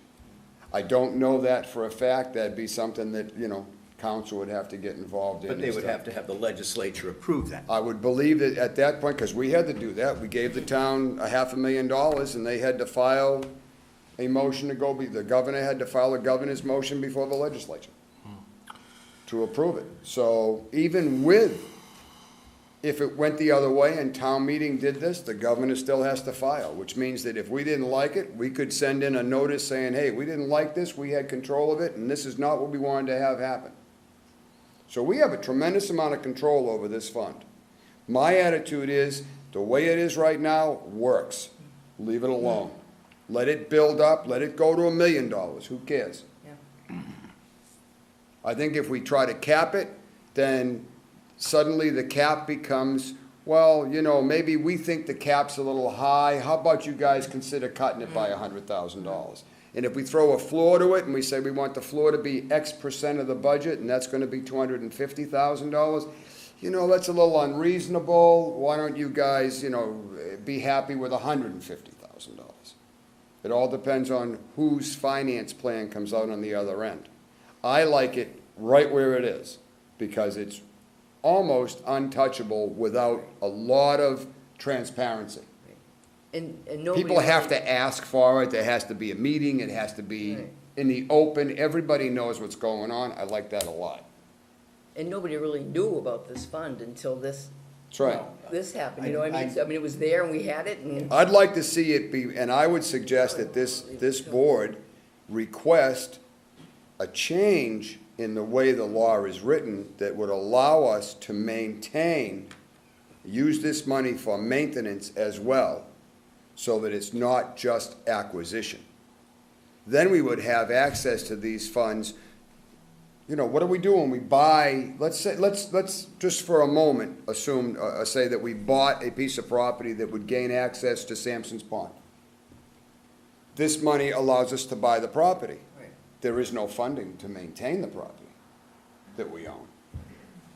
How do we maintain it? So this fund, in my opinion, should be allowed to purchase anything new that the board unanimously votes on, or to maintain what is already owned by the Conservation Commission. But I think if it ain't broke, don't fix it. All I like to see is have a little bit more leeway in what we're able to do with that money, other than just buy something. I'd much rather see us be able to also maintain something. I agree with that, definitely. I agree with that. I think everybody agrees with that. But again, you said that this is not a bylaw, so this is not something. It's not a bylaw, It would not have to go to town meeting. It's just something that we as a committee. and the warrant is closed, so we can't change it until a special town meeting comes up in the fall, if we have one of those. Okay, because Michael said he was gonna hold us You said it was gonna placeholder. be a placeholder. Oh, didn't. We don't have to fill that placeholder, though. There is no place. Oh, there is? Oh, I don't there is? believe Oh, there is. I thought there was. Yeah, I'm reading other things that I kinda got that opinion. So I don't Okay, think there's thank Now- you. a place. And not because it was an I remember intentional specifically said oversight, that. I think that this entire crisis, and I'll use that word because people seem to like it, has really screwed up the way everybody does business. It's really screwed up the way town hall operates, as is obvious by this tonight. We have, FinCom has had 2 meetings on a computer screen, everybody sitting in their living room, bedroom, den, office, whatever. And this has become the way to do business. I understand I got an email tonight, the Zoning Board of Appeals has been postponed, that meeting for tomorrow night, because there are people that need to come in and present, and they can't, and these are more legal proceedings, because a variance is legal, so the chairman wants to make sure that this is face-to-face, so that we dot our i's and cross our t's, so that's probably the end of June before that's gonna happen. I think that it kinda like got jumbled over in the mix. So, if we do nothing, then what is in place stays in place.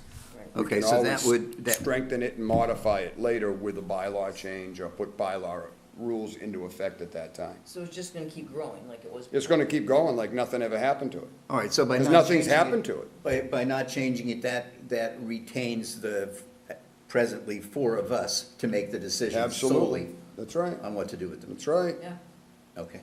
And it leaves the $116,000 in there. All that's happened to that account, it's missing $500,000. right. But the money continues to go back in, It's go gonna go back back, in, yeah. go back in. I hate when that happens, Jim.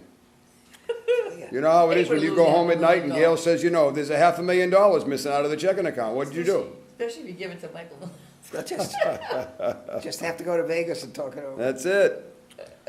But there's, nothing got weakened because they still can't touch the 116,000 without us going through what we already went through before. And then they have to file a governor's motion to have a hearing with the legislature to get that moved.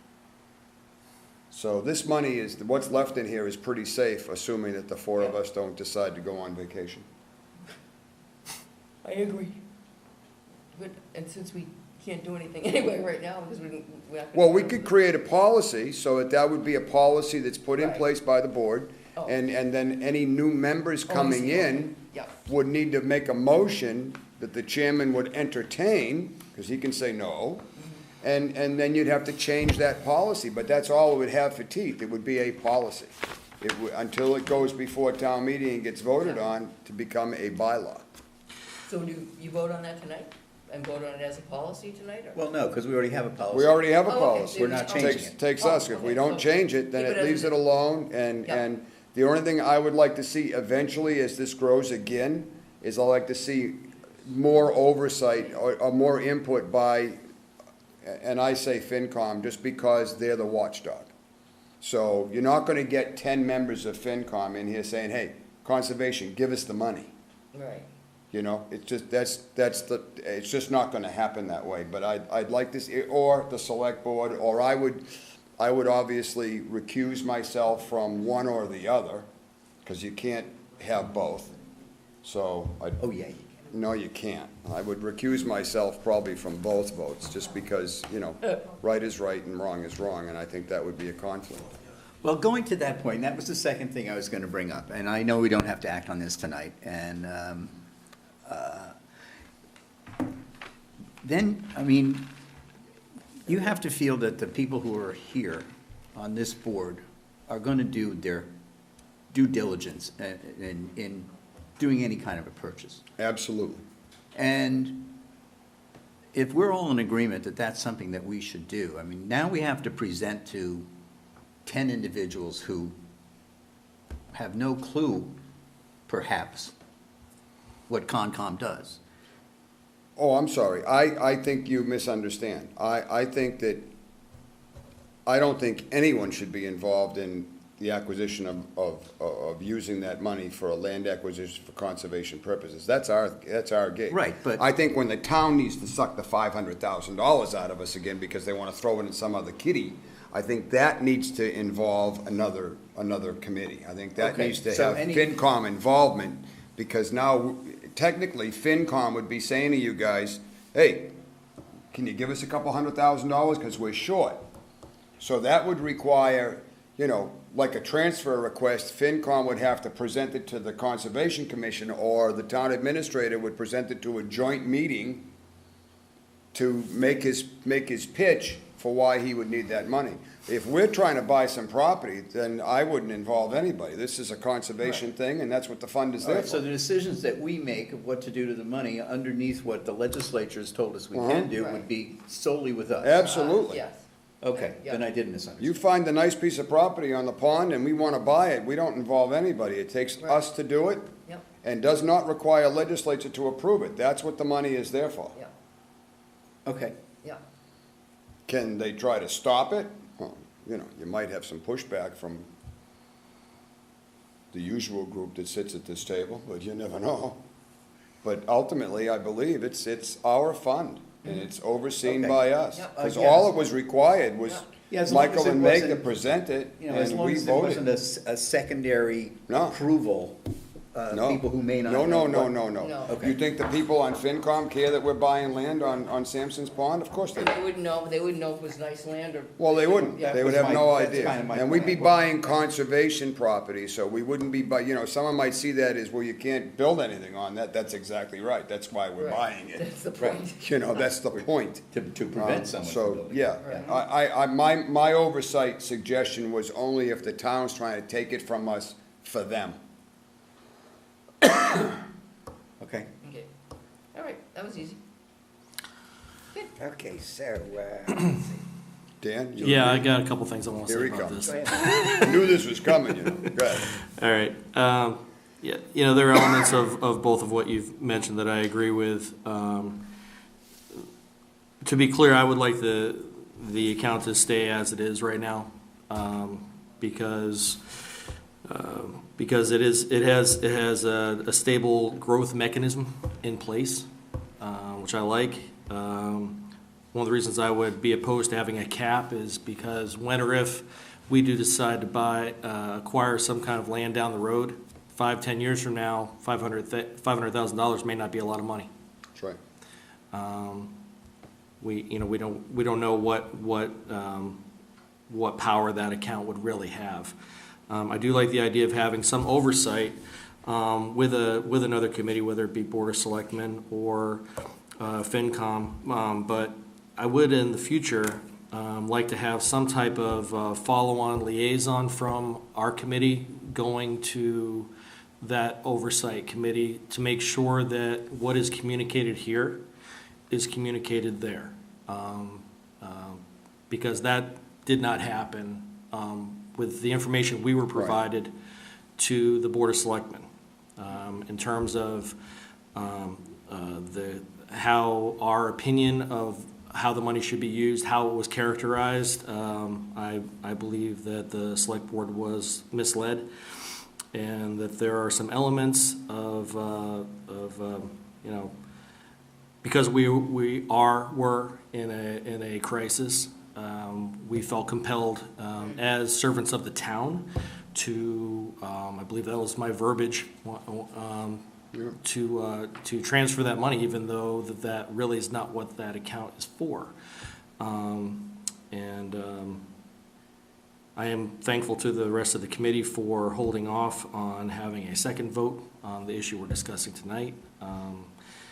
In the future, I would like to either explore having a parallel account for the purposes of maintenance, or finding a way where we are legally and morally able to use this account for, a said percent, up to a said percentage of the account for the purposes of maintenance of land we acquire or have acquired. Because that's one big piece where, a couple of you have spoken with, we can only coach so many Eagle projects. There are some projects that are beyond Eagle projects that are Right. going to be necessary and are currently necessary for the, just the coal property alone. With that, I know we're not really going to make any permanent decisions tonight, but just going down the list I have, just to recap, is to have no cap, would be where I'd be in favor of, keeping the funding mechanism as it is. Being clear that the only fund that we would transfer to is the stabilization fund, not general fund, Unless we're trying to buy something. unless we're trying to buy something. No, in terms of if somebody ever wanted this account again. And I think, Savory, you had mentioned if only in the case of state or federal emergency. Yeah. I think an emergency is an emergency. That's the only place I would disagree with you. Okay. If we're in a crisis and the state is not, then it doesn't negate the fact that we're in a crisis. Okay. Stabilization fund still can't be touched by the select board. FinCom can't spend the money. It's gotta go to town meeting to spend that money out of the stabilization fund. So there is a second, they don't just start writing checks the day after we say okay to put it in the stabilization fund. Sure. They can't just pull it out. So there are checks and balances in that state. I like that, though, that the only place it can go, other than to land acquisition for the Conservation Commission, is to the stabilization fund, which then requires further oversight to pull it out of the stabilization fund and use it. Okay. We're settled on that pretty much, right? What do you think, I Jim? like it. Good, yeah. Yeah. Next item was Thanks, James Dan. Brief Solar. We have something? Nothing, didn't hear from, they were gonna come and talk to us about, the change, I don't know what's going on with that. Oh, Kind of a lot of nothing. They might be giving up on it. and then 3 Walworth Lane. I see we have pictures of it. Yes, okay, so, the people who bought 3 Walworth Lane, the new people, that 3 Walworth was the one where they did the work on the wall. Remember, we had them file an after the fact notice of intent. So he called me and said, I want to put a shed in, on the other side of the road from the house, which he owns, way away from the pond. So I said, he said it's over 100 feet from the pond. So all I was thinking about was the pond. I didn't realize there was a wetland on the other side of the road. So anyway, it's kind of my fault because I didn't go down and look at it again. But I was just thinking from the pond. So anyway, so we put the building in, and there's a wetland behind it. So I How talked to far him is about it it. from the back of that wall? Yeah, George? right, it's beyond the, into the How woods far are the there. wetlands from that wall, do you know? Probably the edge of that, the vegetation there. So where the leaves are piled up? Yeah, kind of. 15, 20 feet. Yeah. So he's, he did a very nice job. It is So beautiful. I talked to him about it, and I said, I apologize, I should have gone out and looked at it, but I didn't realize there was a wetland in the back, and, I was only thinking of the pond. So I just wanted to see what he thought about that, because, he will certainly file an after-the-fact notice of intent, and like I say, it's not, there's no Looks- erosion or anything to the wetland, so I don't Well, know. it's sitting on blocks, Savory, and it looks like it's sitting on either stone or asphalt, reground asphalt, so it'll stabilize. So it's all permeable there. I think you should file an NOI. roof isn't. I think you should file an NOI. The roof of the shed is. We can't make him take the building down if, our agent said this shouldn't be a big problem, so I certainly would want to work with It this is, guy. like I say, it is my fault, because I didn't go out and look at it again, but I was just thinking, I had no idea there was a wetland across the street, and Nice looking shed, if you ask me. It's a big shed. thinking it was the pond. Have him, I would suggest, Mr. Chairman, that we ask him to file an NOI. Could file it after the fact, File it after the fact. yeah. We've had you know, people do So at that. least we can put some further, if we Right. want to make him put a signpost up at the leaf pile that Oh, he can't, yeah. that, stuff like that, just so that it's on the record that he's aware that next year it doesn't become a four-car garage. Right, right. Right, yeah, we could lock in the footprint. Yeah, Right, we can, right. you know, Yeah, and I think he has no intention of doing anything Yeah. else. He just, you but know, you don't know what the next guy's gonna do if he Right. sells the place and somebody Yeah. else moves in and it Yeah. becomes a 50 by 200 Yeah. garage all of a sudden. and I only found out about because the neighbor called and said, oh, you know, the guy's just put a garage up or shed up. I think there's wetland in the back. I was like, oh, really? So Maybe it's anyway, the it Murgatroyd. was kind of my fault, but, Okay, yeah, but yeah. All right, do you think he didn't know there were wetlands there? He didn't, because when he called me, all he was thinking about was the pond, and that was all I was thinking about. I mean, he, you know, That wouldn't be unusual. A lot, I know Yeah. several people that were shocked when they found Yeah. out that, you know, they I had mean, they could be looking wetlands. right at a wetland and And they could no be water in it. right, they're walking through, and Right. their feet are dry as a bone, and you're Right. trying to tell them that they're in the wetlands, and they Right. don't, what are you talking about? Yeah, so like I say, he was very, you know, very, you know, reasonable about it, and then, you know, anyhow. So, okay, yeah, so let's have a motion to, ask them to file a, after the that, fact. okay, So moved. all right, Second on that? yeah. Second. Been moved and seconded to request the owner of the 3 Walworth Lane property to file an after-the-fact NOI for this project. All those in favor, please say aye. Yeah. Aye. I'll have him put up some posts in the Yeah. back and not do anything else. Well, he's gotta file the NOI, and then when he comes, we'll, That'll be the condition, yeah, yeah. make him buy some of them $2,500 signs, not the cheaper ones. $5 ones. Yeah, Right. the bronze ones. Glow in the dark. Yeah, the glow-in-the-dark ones. Okay, all those in favor, did you get that? We did that. You did that, okay. Did So it's passed unanimous. And then there's one other thing that unanticipated. This was from Brian Grade at GAF. Oh, yes. Yes, I went and met with him the other day, and Mr. Rodriguez at Kimberry Farms on, Gate Gate Street? Street. oh, Sorry, who Lord. did you meet with? I didn't hear. Brian Grady, Brian Brady. yeah, and Mr. Rodriguez, he's the bog owner.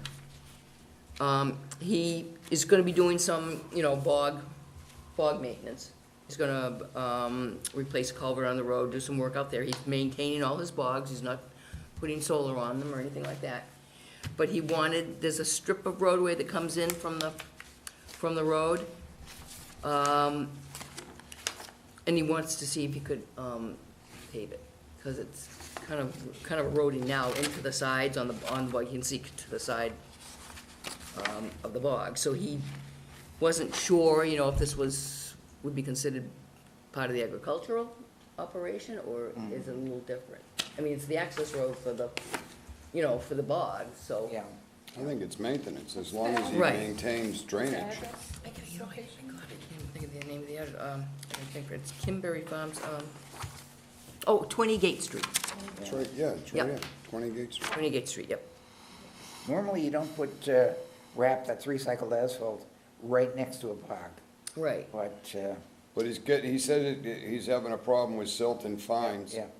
as well as the dust. Apparently, they must use that road a lot. yeah, that's the main access, yep. That's probably where I this think that's request probably is coming from. the only access, yep. This must be, used to be Olson's bogs, I think. Used to be, maybe? Olson's, yeah. It's next to, there's a single house with a bog that's right next to Bob Belbin's house, but then there's a Right. driveway that runs down, I think. Yeah, yep. It's from Yeah, the this same, Bob this must be the bogs beside Bob's house, because this is 20. No, I don't think so. Bob's 26. Bob's 26, yeah, it's the same Yeah. side as So Bob. it's the Yeah, same no, I side. think there's a house And then next to another that. bog? Yeah, I think this is, the house that's set way back off of Gate Street. And when Savory's I on- drove down there, I honestly never Savory's would on have, Google Earth I right am, now. I'm looking. I never would have even known the bogs were there. I mean, The it's eye in the beautiful. sky, It's really nice Google Earth. bogs, yeah. I think I'd like to see some kind of a plan. You know, if he's gonna just put asphalt, ground asphalt down, Yeah. is he gonna remove some of what's there, or is he gonna raise that grade up, the No, I thickness don't- of the asphalt, or? I You know, don't if he's believe only he is, putting but- in 2 inches of asphalt, that's one thing, but if he's gonna put in a 6 or 8 inch base, Yeah, and then is he gonna roll it? Cause that will bind up in the sunshine, it'll almost, it doesn't become asphalt again, but it, you know, it can get to where it's, depends on what he's putting in there. I like to see a little more detail on what he's planning Yeah, on doing. A Only detail- because of the precedent that it will you mean set. on what he's using for the Yeah. road? Yeah, only because it sets the precedent that we don't, you know, that isn't the norm. Okay, and whether he's gonna be like raising up the, I don't think he was going to, but, okay, so. Well, the if detail you're gonna what put he's- it on top of that, then you're gonna be raising. And then you're gonna dig that out of there, and which He's- yeah. means, then what? He says add recycled asphalt. Yeah, so. We just Yeah. need a little more detail, and this is strictly not because of what he's trying to do, from my standpoint, it's because of, again, what the next 10 guys are gonna do. Right, right. It looks as though just to the left of where his photograph ends, and maybe you can see it on this, it's pretty dark, but that's water on the other side of the bog from the road. Yeah, It looks awfully wet, and that little cutout that you see in the back there is Yep. actually a fairly large parking area that has some trucks and looks like dumpsters in it. So I would like to see more Yeah, we as might well. want to take a Yeah, site more visit. information. we can Yeah. do site visit, I mean, this access road does go down to a parking lot, a parking area and where his garage is and, you know, his bog. Right, but to Jim's point, the wrap still has some petroleum in it. Right, And, you know, if he wants to fix the road that's used all the time going in and out, you know, maybe that's something, but if he's gonna do that entire parking area with that, that's a big expanse of yeah, area. I mean, all this was about was the road. I mean, he may come in later with the parking, I know. That's what he said. Right, right, Yeah, that's what he said, but what he means about the road Right. and what we mean about the road is Right. a Right. little different. Yeah.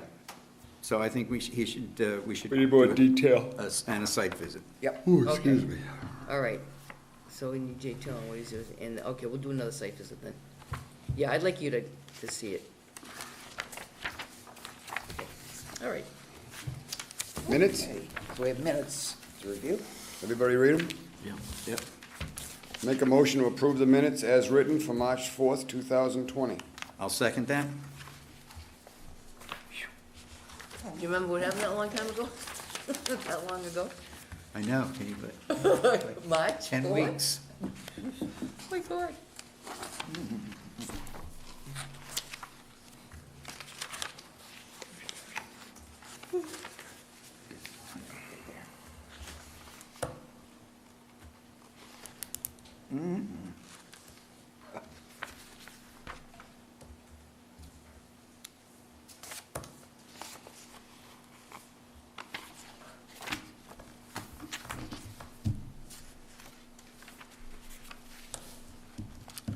Okay.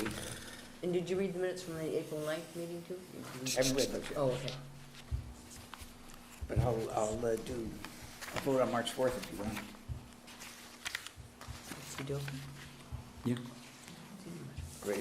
Ready to move to approve the minutes for March 4th as written? There's a motion made and seconded. Has been, okay. Motion's been made and seconded to approve the minutes for March 4th meeting. All those in favor, please say aye. Aye. Any opposed?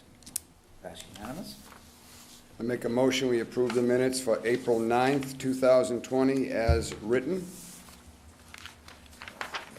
I'll second it. That was the hold-up meeting. That was the big one, yeah. I You did- weren't here. I did them. You weren't, these are, Brooke did these, you weren't Those are- here. No, you, I Let me read 'em wouldn't have again wanted then. to come, right? Yeah, Brooke wrote them, so you better read them over. Read them twice. I was in a bad mood that they didn't want to be here. Brooke did a good job. She I've did. read them twice. Michael called it as an emergency meeting because he was leaving. It wasn't an emergency meeting, it was was. just I a guess it meeting was, that yeah. he said, don't invite Mary Ann. Oh, he did, because she won't want me to take the money away. Okay, so, I'm kidding. Same as Jim. it's been, we have a motion to approve, did that already? Yes. Okay, all those in favor of approving the minutes as written for April 9th, 2020? Aye. Aye. Any opposed? That's unanimous. If I may, Mr. Chairman, I have one quick comment. Yes? It's mentioned in the minutes from March 4th that we had granted Tim a sabbatical, and Oh, sadly, he has sold his home, and he's moved to Sandwich? Yes. Yep. Sandwich. Due to health reasons with his wife, he's down near his son. So, there is a vacancy on the board, but I just wanted to say that he is sadly missed. And his I dog. really learned a lot from him. I liked his passion. He also was the only other person besides me that got angry, so I like that. And now it's just me, but I think he did a great job, and I wish him the very best. yeah. I I wish get him the angry best of once. health. I You get did angry. get angry once. The Oh. little lawyer guy. Yeah, you did, you Oh, did. yeah. I've gotten angry a Isn't couple that the times. truth? You did. I like that Oh, the little little- lawyer. The little twit, you mean the little twit lawyer? Yeah, well, we're still on, so. So that was my comment there. I miss Valor. I do too. On my I was feet. gonna say, always at your feet, that's Yeah, it was right. always on my feet, and before that, it was Bear. So we gotta get looking for somebody else? Yeah. I mean, With a dog. There is an opening on the around. Conservation Yeah, Commission. we'll Jim, see. if you're out there when you watch this, you can stop in at any meeting and bring valor. yeah. Okay, With that, I make a motion, we adjourn. I'll second that. been moved and seconded to adjourn. All those in favor, please say aye. Aye? Pass unanimous. And we're out. Oh, she